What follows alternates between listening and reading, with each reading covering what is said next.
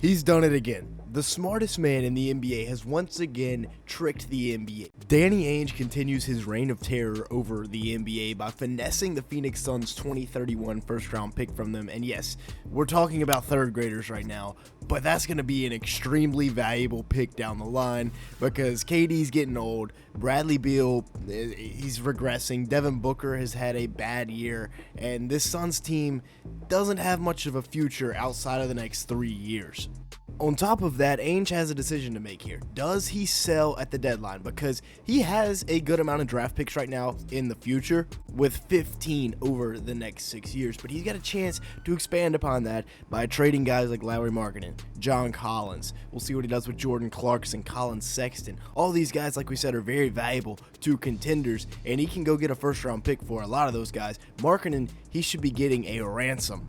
The 7-foot super soldier from Finland is a monster, and while he's having a little bit of a down year, only 19.7 points a game this year, 6.1 rebounds, 1.8 assists in 32 minutes a game, he's still one of the best stretch bigs in the league. He's only shooting 43% from the field and 35% from three this year on 8 attempts, but in his first 2 years in Utah, that was a different story. 24.5 points a game, 8.4 rebounds a night in 32 minutes, and he did that on 49% shooting from the field and 40% from three.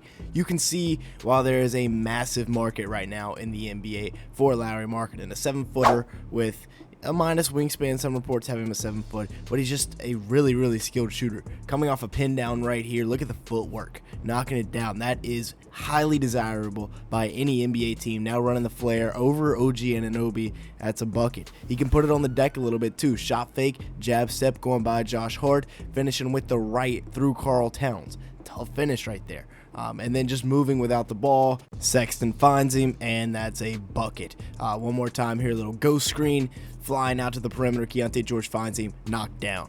Now, we will have to wait and see if Danny Ainge decides to get rid of Lauri Markkanen because he was offered a haul this summer from the Warriors and turned it down. But as for Clarkson, Sexton, and John Collins, they're more likely. John Collins has actually developed into a really nice player for the Jazz. This year, an 18.1 point per game score, 8.5 boards to go with that, as well as a steal and a block per game. That defense is getting a lot better, as you just saw in the last clip. And then right here, he's become, well, he's always been a solid rim protector, but he's been even better this year, and he's shooting 45% from three, only on 3.3 attempts. Well, that's still a really good number for the 27-year-old. Definitely increases his trade value as he's shooting off the catch, off the move. That's something really enticing for teams at this deadline they could look into, or maybe even the Jazz, seeing this development, want to keep him. He's 6'9" with a 6'11" wingspan and can shoot the three ball, as you just saw, as well as being a serviceable defender. He's got a $26.5 million player option after this season, so that's the catch with any team that wants to trade for him. He could opt in or out. We'll see. If they re-sign him and then trade him, they could get more for him, but we'll see what happens there. As for Colin Sexton, this is a guy that has been hooping lately. 18.6 points per game, 4.1 rebounds, 2.9 assists per game.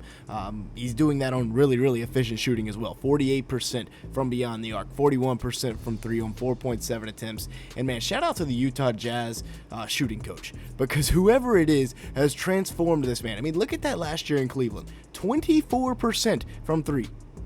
I know it was an 11-game sample size, but still, that is, whew. And then coming in and now shooting an elite three-point percentage in Utah. That also raises his trade value as well, as a guy that hadn't really been known as an outside scorer. But Sexton, he's been playing really well. And then finally, you got Jordan Clarkson, who it feels like we've been waiting for the Jazz to dump for like 5 years. Clarkson this year is averaging 16 points a game, 4 assists, 3.3 rebounds in 25 minutes while playing in 23 games, and is just a really good six-man. He's won the Six-Man of the Year award a couple of times. He's shooting 45% from the field and 35% from three on just under 6 attempts, and he's a microwave scorer. He's one of those guys that comes off the bench and is just instant offense, whether it's from beyond the arc, coming off the screen here from flip, or if he's getting into the paint and scoring effectively from the floater range, which he likes to do as well, like he does right here over Karl-Anthony Towns. Now, as for Walker Kessler, despite there being heavy interest in him, I don't see the Jazz moving him anytime soon. He's averaging 11.3 points and 11.4 rebounds to go with 2.4 blocks in 30 minutes a game, and he's still a really young center. He's a great lob threat, great rim protector. He's played in 35 games this year, shoots 73% from the field, and he's 23 years old. I don't think Danny Ainge has the kahunas to trade Kessler, but we will see. Definitely for the right price, anybody can be traded, but Kessler stands at 7'1" with a 7'6" wingspan. He is an absolute dominating presence in the paint, anchoring any form of defense in the future for the Utah Jazz. So I think, just because of his rim protection alone, whatever he gives you offensively is a bonus, that he's going to be in Utah for quite some time. And then it brings us to the most confusing case of all these players, which is Keontae George, who averages 16.1 points a game, 5.8 assists, 3.5 rebounds, and 1 steal in 32 minutes. And for a young player, you might be saying, that's a great pick, right? He can score, he can pass, he can run an offense, and then you look at his shooting splits. It's been really bad. 38% from the field, 34% from 3 on 7 attempts. So that must improve, but we're not sweating it because it's only his second year. He's reading defenses really, really well this year. He's averaging 16 and 6 like we talked about, and he reads this very well. The tag and Tijan Salon comes over to help, so he hits the throw behind and Patty Mills for the wide open 3 ball. That's a really good read. Another really good read right here. Finding Walker Kessler rolling hard to the rim because Cody Martin doesn't come up and tag high enough. Really good read. And then once again, finding Isaiah Collier rolling to the rim. Great read right there as well. He's 6'4" with a 6'8" wingspan and can score, can pass. The only issue is efficiency, but that can be cleaned up. Now let's take a look at some of the young guys that Utah has, because on top of all these draft picks, on top of these veterans, they also have some hidden gems. First off being Bryce Sensabaugh, who isn't getting talked about enough. He's averaging 10 points a game, 2 boards, an assist, in 18 minutes a game in 35 games played this year, and he's doing that on really, really good efficiency. Former first-round pick from Ohio State just a couple of years ago, 47% shooting from the field, 39% from 3 on 5 attempts. Really nice to see his development in year 2. He's still 21 years old, like we talked about, so still very, very young, still all kinds of time. He was a volume scorer at Ohio State. No reason to think he can't do the same in the NBA. Then you got Johnny Juzang, of course, the Final Four legend, 7.3 points a game, 2.8 rebounds, 1 assist in 18 minutes a night. Over the course of 32 games, shooting 42% from the field and 40% from 3 as well for him, on top of being a good defender.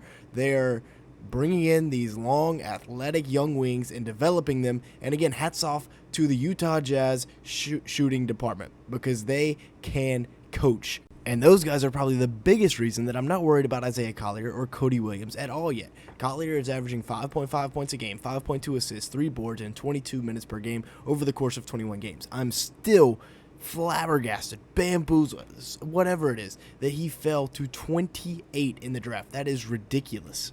But he's still shooting 37% from the field and 21% from 3. That is egregious. That has to be fixed. But he's a guy with a ton of talent. He shot the ball well at USC last year. He was a one and done, and it's not like it's a new thing for rookie guards to struggle with their jumper. Now, as for Cody Williams, he was another guy I was really high on. I was really high on the Jazz draft as a whole. As a slasher, Cody Williams can be really, really good. He's just got to put some weight on. He's 6'8" with a 7'1" wingspan, and he's like 180 pounds, soaking wet. He's got to put some weight on. He's averaging about 4 points per game and 2.2 rebounds in 21 games played for the 20-year-old, and we don't even want to look at those shooting splits. Those are horrific. But like I said, the Utah Jazz have a history of developing guys into really good shooters. And then it's really, really unfortunate what happened to Taylor Hendricks, not getting to see him play his sophomore season. I was really looking forward to a big jump from him. I even made a full video about it on the offseason, so if you want to scroll down a couple of months, you can find that video. But yeah, the Jazz are in a really good spot, and Danny Ainge is about to cook at the deadline. With that being said, that's going to be it for today's video. Thank you so much for watching. Make sure to like button, leave me a comment down below, and hit that subscribe button if you did enjoy at any point. And with all that being said, thank you so much for watching.